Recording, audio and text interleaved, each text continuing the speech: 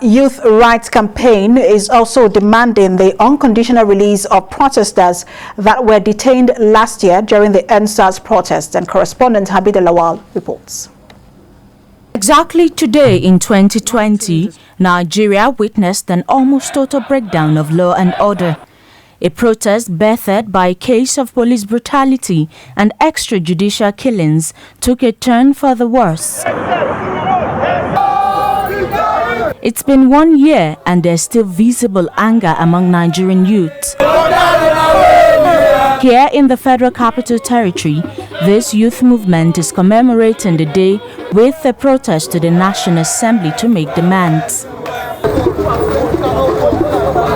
The protesters moved from the Unity Fountain but were stopped by security agents on a major road in front of the Ministry of Justice.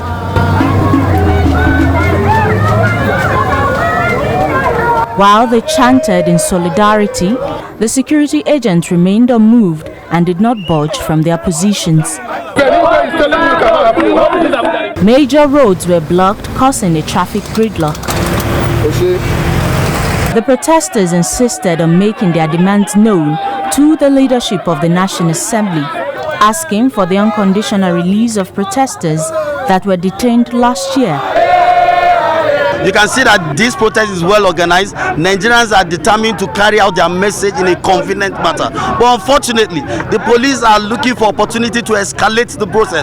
We are saying that there's a need for us to meet the legislators. There's a need for us to meet people at the National Assembly. They first have the responsibility to make laws and to checkmate people in the executive.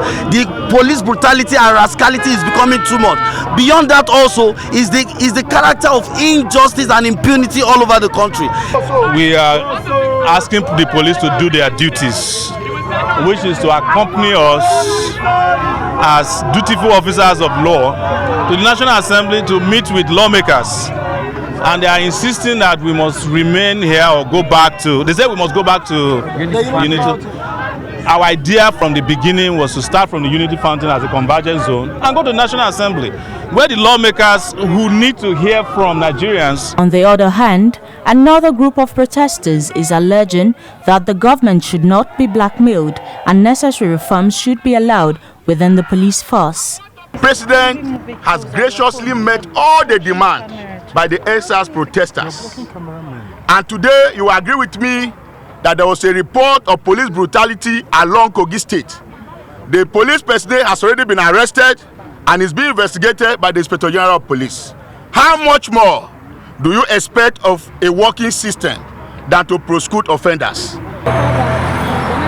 From the early hours of today in Abuja, there has been a heavy deployment of security agents across the city in a strong show of force to ensure law and order is maintained. Their right to protest is under the purview of the Constitution of Section 38 of the 1999 Nigerian Constitution. Habib Lawal, TVC News, Abuja.